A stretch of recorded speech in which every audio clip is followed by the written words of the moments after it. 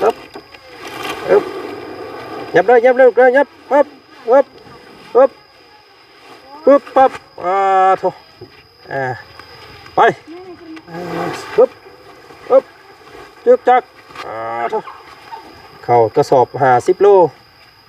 เนาะ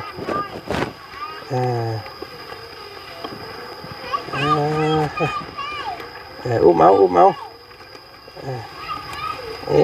พี่น้องเนาะ1,000 บาท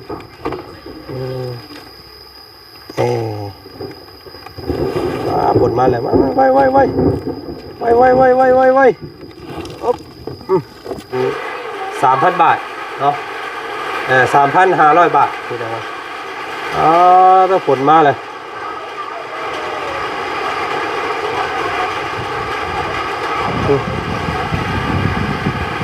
โอ้ยเนาะเด้บาทเนี่ยพี่น้องเลยรถจะขึ้นได้บ่เนาะเมื่อเลิกพาลูกเมื่อเด้อเมื่อบังเฮินเด้ออัดไว้น้องอัดไว้เลยนี่แหละเดี๋ยวสิวางไว้ให้พี่น้องเพราะว่าเสื้อหมอนทางแม่เพิ่นซื้อให้โอ้ยได้ไม่ได้โอ้ไปขอโตก่อนพี่น้องเลยคลิปนี้เนาะ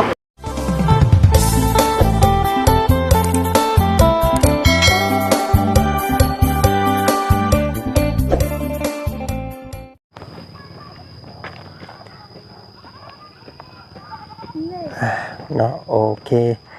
กะทัดภาพมาบัดที่นี่พี่น้องไอ้เนาะทางบ่จันกะโอ้เนาะเข้ามาเบิ่งเฮือนของน้องตะโลเพิ่นเนาะเสียงคุดขี้ดินแซวอยู่กับลูกกับเต้าเพิ่นพี่น้องเอ้ยเนาะบรรยากาศตอนค่ำๆบ่จันออกไปซื้อของบางส่วนมาเนาะใส่สบายดีเนาะสบายดีป้าลุงแน่นุ่มมือโยเลี้ยวกันบ้านนี่สบายดีสันโอ้ผู้นี้ดื้อแต่ว่าหู้ความผู้นี้พี่น้องเลยผู้นี้เงียบแต่ว่าลื้อมือผู้นี้อายเนาะลูกเราแต่ละคนเฮ้ยทั้งนี้เพิ่นกำลังขุดคุ้มอันนี้อยู่อันขุดใหญ่ๆนี่ก็เฮ้ยเนาะชุบเจ้าเอาอันนั้นออกอยู่บ่เอาถุงมันออกอยู่บ่ล็อกมันแล้วเจอสั้นละว่าเนาะจะว่าทมว่าใส่ไปนั่นเลยแล้วโอ้เนาะมันขึ้นได้เห็นพี่น้องเลยนี่เอาน้ำมาหดเด้อบาทนี่เนาะขุดขุมมันให้มันใหญ่ๆในนิดนึงมันอยากแข็งเนี่ยเนาะโอ้มันงามอยู่ได้ดินทั้งนี้พี่น้องเลยเนาะนี่หากระปลูกแล้วหมกม่วงหมกมี่แล้วก็ต้นหมกม่วงเนาะปลูกเลี้ยงไปสิแหละบุกหลังบ้านอันนี้เป็นหัวหลังบ้านน้องเพิ่นเด้อนี่พี่น้องเลยเนาะน้องบัวบานสิขึ้นเฮือนมืออื่นมือฮื้อนี่หมู่มีหลายอยู่บ่หมู่เจ้าฮะมีอยู่บ่หมู่เจ้าหมู่มีเอาหมู่แต่อยู่บ้านอยู่เมืองตะกี้ได้มีบ่อยู่บ้านก็มีพอเราก็ยังมาแต่เราบูฮูภาษาบอกพ่อมาน้ำเด้พ่อเจ้ายังอยู่บ่พ่อเจ้ายังอยู่บ่ยังฮะยังกูว่าเนี่ยกินน้องเหรอกี่มังงูเงยว่ายังพอว่าบ่มีพ่อน่ะยังอยู่ยังพอมาบ่มีแต่ว่าแม่น่ะเสียแล้วเนาะโดยสั้นละว่าพี่น้องไอ้เนาะบอกพ่อเจ้ามาน้ำเด้ส่งข่าวน้ำไผ่ก็ได้น้ำจัดตีพี่น้องบอกพ่อเอ้ยเนาะมือขึ้นเฮือนเฮามายินดีน้ำเฮาในเด้อสันเนาะมาเด้อบอกเพิ่นเด้อวันพฤหัสเด้อวันพฤหัสพี่น้องไงขึ้นเฮือนวันยังไงบ่จ้ะมื้อนี้วันค้านมื้อนี้ยังอีก2 มื้อเนาะมื้ออื่นนี่เตรียมตัวซื้อมียังเข้าคลองอีกมื้ออื่นเบิดมื้อเนาะเอาอันนั้นมามึงอยู่บ้านนี่จะลืมเอาน้ำมาหดได้เด้อเนาะ คำว่าปลูกเราบ่เอาฮดน้ำมันตายเด้ อ่าน้องๆเพิ่นกำลังปลูกต้นไม้ต้นตอกอยู่มื้อนี้พี่น้องเอ้ยเนาะเพราะว่าทางบ่จันมาเห็นตะโลเพิ่นยังบ่ทันได้ปลูกพี่น้องเอ้ยเพิ่นว่าถ้าให้อ้ายมาก่อนว่าซั่นพี่ ยามนี้เฮาบ่พาขุดคุมมันก็ได้เพราะว่าน้ำมันหลายอยู่แล้วยามนี้ยามแล้งก่อนจังเฮาเบิ่งแล้วจังเอาพุ่นใส่เหงามันแก้ออกอันนี้ต้นหมากลำไยพี่น้องโอ้เอาน้ำมาหดเด้อน้องเด้อเนาะ วันนี้ก็พบแล้ว พอเขาได้ปลูกต้องโอ้คือว่าได้ผลมาแล้วผมคิดเอาไงเนาะมือแรงนี่ก็ผลนำลงมาได้นี่ ได้เจ้าองค์กี่เลยเยอะระเดินภาพผาดเนาะ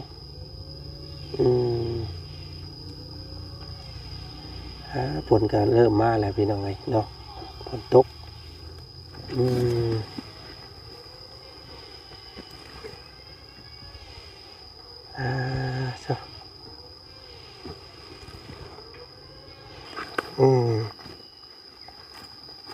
น้องเบิ้งพี่น้องไงน้องเพิ่นสิปลูก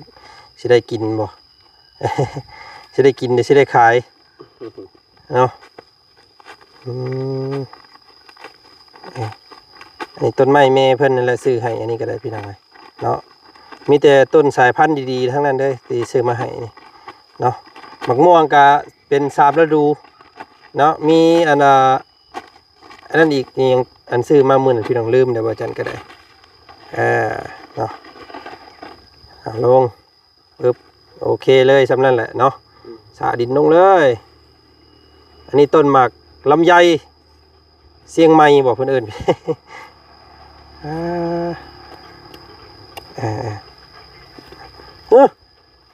ผลมาแล้วผลตกปลูกปุ๊บกับผลมาปั๊บรถอันนี้พี่น้องเลยเนาะโอเคป้าหันก่อนมาเอาเข่าขึ้นทั้งเฮือนก่อนไปเนาะมาไว้มา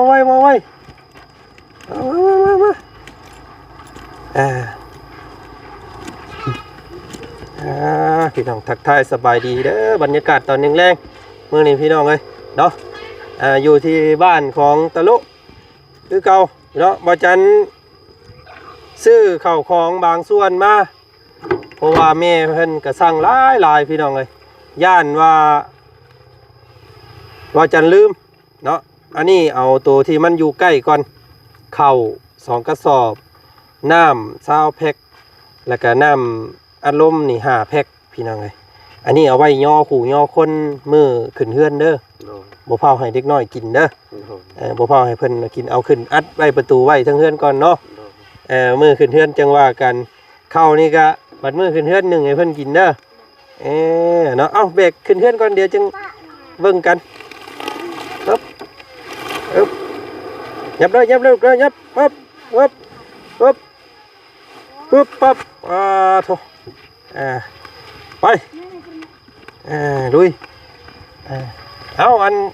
กระบานเอาน้ำนี่เจ้าเอารถปั๊บไปลูกเข้าในตารางเฮือนไปฝนมาแล้วไปเข้าตารางกูไป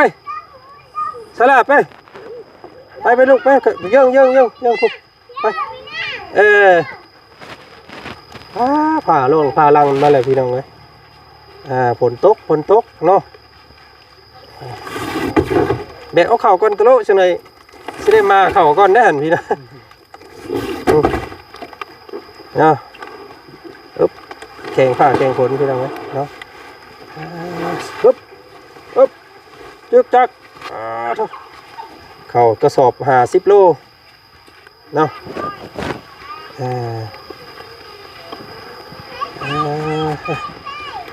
อุ้มเอาพี่น้องเนาะเอาน้ำอารมณ์เป็นเพนต้าเอาครบสีเลยพี่น้องเลย5 สีเนาะแล้วก็โคกแล้วก็น้ำดื่มเนาะเฉพาะน้ำ20 แพ็คกับน้ำอารมณ์นี่พอดีเบิด1 ล้านกับ80,000เนาะกับประมาณ1,500 พี่น้องเลยเนาะตีเป็นเงินไทยแล้วก็เข้า2กระสอบ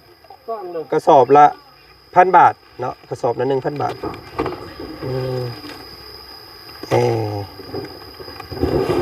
ผลมาแล้วมาไวอ๊บ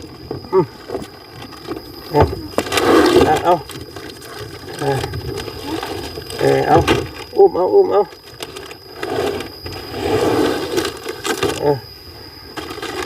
คุยทำไมผลก็คือว่ามาผมผลจะแท้เนาะ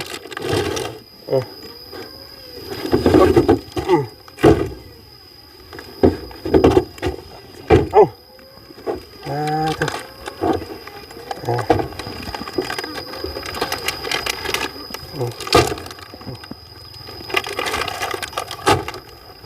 เอาเลยเอาใส่กระแจไว้รถเด้อมันจะยันเล็กหน่อยดินเอาไว้ย่อคนเมื่อขึ้นเฮือนซาแพ็กเนี่ยก็คือสิพ่ออยู่ดอกพี่น้องในน้ำเนาะ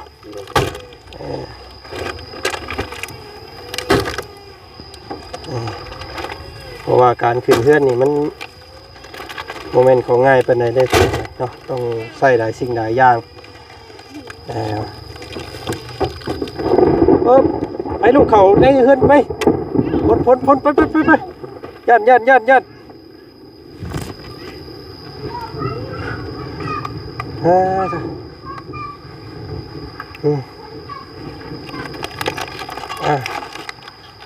ไปเนาะย่านผลพี่น้องเลย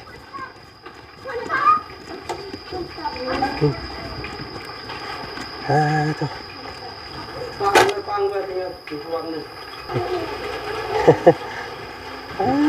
นี่ดังผ่านผ้าเดือมพันโอ้ยเนาะ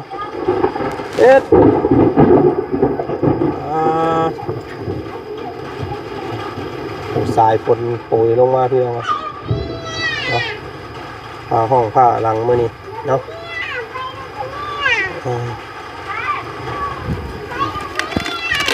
ปุ๊บไปขึ้น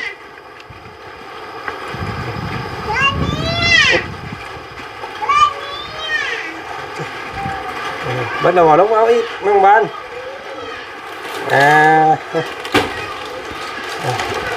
ป้าอันเลี้ยงไม่เนาะอันเนาะเลี้ยงเข่าแจเลี้ยงเข่ามุม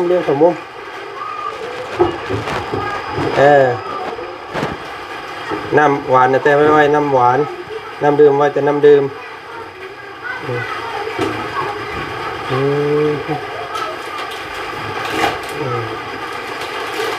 เลี้ยงไว้เลี้ยงงาม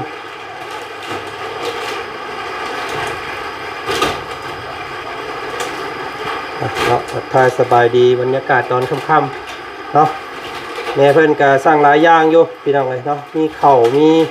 น้ำเครื่องกินของดื่มอาจจะเป็นมื้ออื่นบ่แหละเนาะว่าจันสิไปตลาดใหญ่พี่น้องเลยเพราะว่ามื้อนี้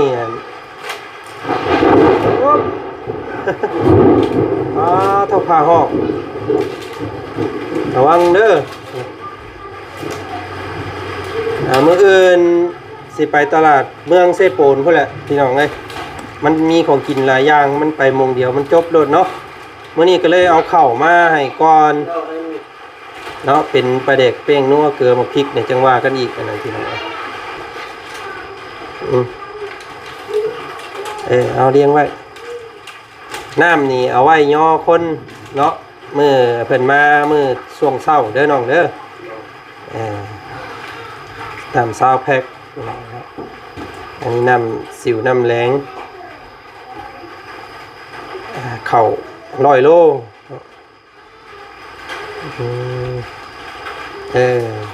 นี่อันนี้ก็คือสิเพียงพอและน้ำมาสันซาปีหน่อยเนาะอันนี้เฉพาะน้ำดื่มน้ำกินพี่น้อยเนาะซาวแพ็คเป็นแพ็คน้อยข้าวนี่มื้ออื่นซะก่อนจังมาช่วงค่ำมื้ออื่นจังมาเนาะมาไว้มันสิอันนั้นพี่น้องเอ้ยเพราะว่าเป็นตอนเช้าวันพฤหัสขึ้นเฮือนเจ้าเนาะก็ต้องมื้อตอนแรงมื้ออื่นพุ่นแหละจังมาไว้ มากระสอบหนึ่งก็พอเนาะอันสอบหนึ่งนั่นเอาไว้กินชุมเจ้าเด้อเนาะพอจะดอกกระสอบหนึ่งหันพี่น้องคนต้องกินเบิดหนึ่งโมเมนต์มันหน่อยเนาะพายุเข้ามื้อนี้พี่น้องเลยนี่น้ำ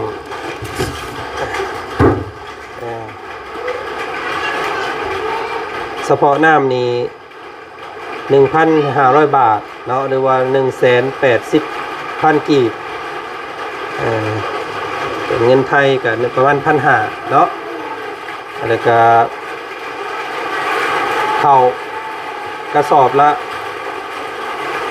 6,800,000เนาะก็ตีไป1,000 บาทพี่น้องไง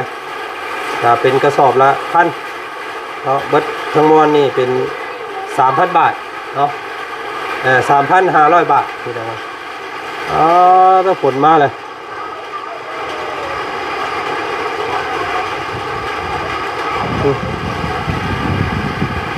โอ้ยเนาะ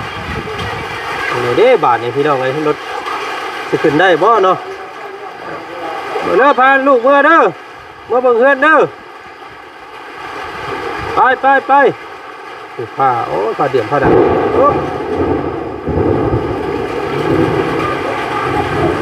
เรามีแต่ห้างกะโลกะสังเกตเบื้องเฮือนตัวเองน้ำเด้อน้องเด้อว่ามันมีหูอยู่หม่องใดบ่เนาะถ้ามันหัวกะแจ้งทางไอ้สร้างเพิ่นไป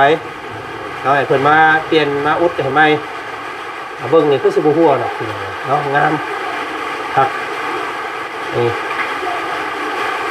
มีแต่ล็อกกระแจไว้เด้อใช้อันมันเด้กุญแจมันเด้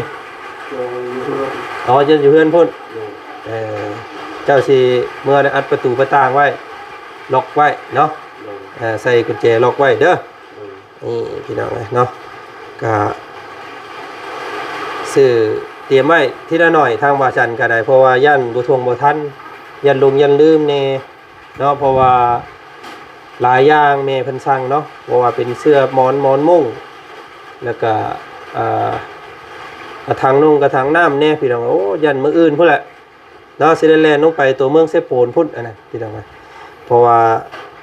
ตัวนั้นนั่นต้องไปอีกตลาดนึงส่วนของกินเนาะก็สิได้สร้างอีกหม้องนึงอีกตะกี้ว่าจันว่าสิให้เพิ่นมาส่งเจ้าฮอดเฮือนเลยแต่ว่าสิไปเอาเองก็ได้เนาะช่วงว่าจันสิพยายามตื่นแต่เช้าเลยกันมื้อวันพฤหัสนะสิได้เอาปูเอาปลาและเนาะกับหมูสิ้นหมูเนื้อหมูพี่น้องอันนี้ก็ต้องให้แม่เพิ่นคำนวณเบิ่งก่อน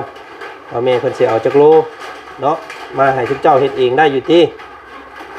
ปูปลาหน้าแนวหมูมาอันหมูเฮ็ดเองได้อยู่เนาะหาหมูหาพวกนั่นแหละปลากะ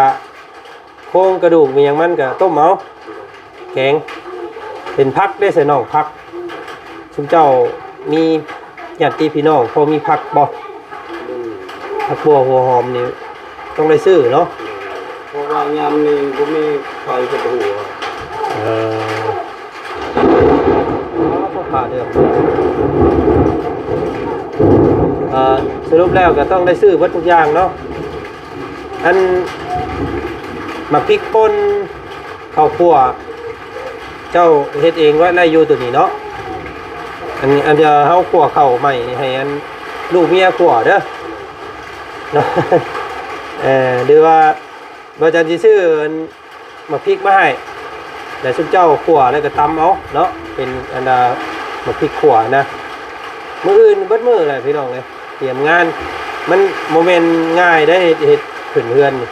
เนาะต้องหลายสิ่งหลายอย่างเลยพี่น้องเลยเครื่องอยู่ของกินคือว่าแหละเฮ็ดตามที่เฮามีเนาะ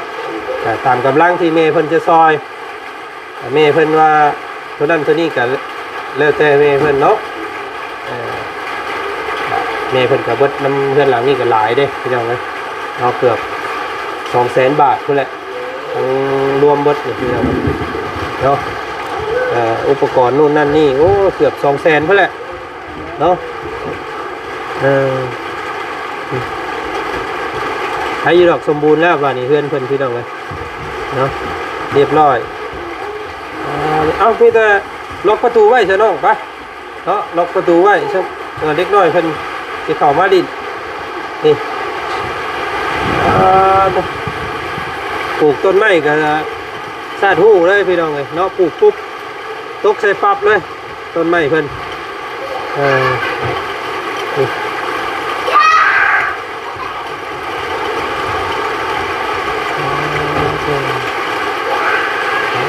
พี่น้องเลยเนาะกะมาคำแน่มือนี่ทางบ่จันกะญาติบ่ทวงบ่ทันก็เลยซื้อโตที่อยู่ใกล้ก่อนเนาะเป็น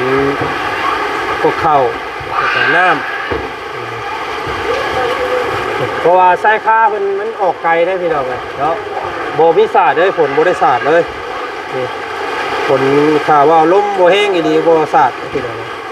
เนาะเพราะว่าสายค้าเพิ่นเอาออกนี่ห่างละเม็ดเนาะปกติละ80อันนี้ออกห่างละเม็ดเลยจะเลยโบฝนโบได้พระฝนโบพระ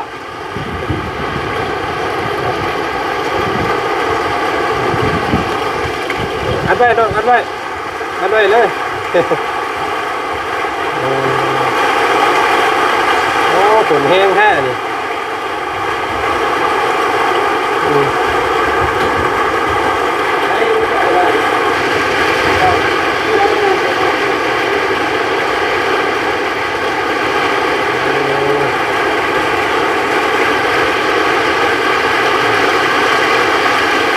บรรยากาศดีครับเนาะ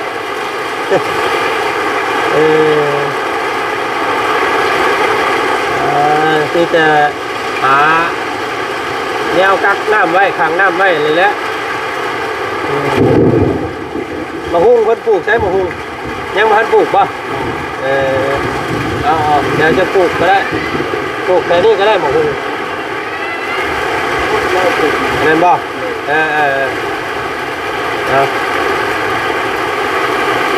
มะเขือปลูกไปดามริมๆนี่ก็ได้มะเขือออกไปนี่เลย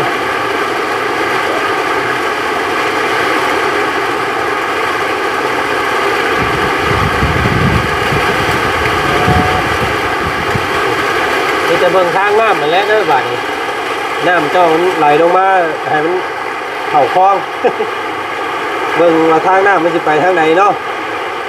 ติดตามในการติดตามเอาไปพี่แล้วขอบใจแม่เพื่อนแน่เนาะซื้อข้าวรับน้ำรับเครื่องดื่มให้เมื่อนี้พี่น้องเลยเนาะขอบใจแม่เพื่อนแน่น้องเนาะเราช่วยเรือคอยมาตลอดและช่วยคอยทุกยากขอให้ดีๆให้พลังด้วยอนุมันคนนึงและคนนี้ความแข็งแรงสุขภาพแข็งแรงตลอดไปเส้นใจให้รวยเลยเนาะเอาเสียงเลยนี่เป็นแค่บางส่วนที่ซื้อเดี๋ยวเพื่อนสิมาอีกมื้ออื่นกับโบไปใส่เด้ออยู่เพื่อนอยู่ทำเบิ่งน้ำเบิ่งในค่ะเนาะยังว่ากันอีกทีนึงนะเข่าของเป็นเสื้อเป็นมอนเจ้าอยู่พุ่นกับผลมาที่ว่าเพิ่นซื้อไว้ให้นะเนาะเสื้อนอนนะผลมาก็เอามาไว้ในห้องนี่แหละเดี๋ยวสิวางไว้ให้ทีนึงเพราะว่าเสื้อมอนทางแม่เพิ่นซื้อให้โอ้ยได้ไม่ได้โอ้ไปโตกันพี่น้องเลยคลิปนี้เนาะโอ้ผ้าแตกโอ้ตะไลอ่ะเอาขอโตกันเวลาก่อนเนาะพี่น้องสบายดีเด้อไปโอ้ใจไป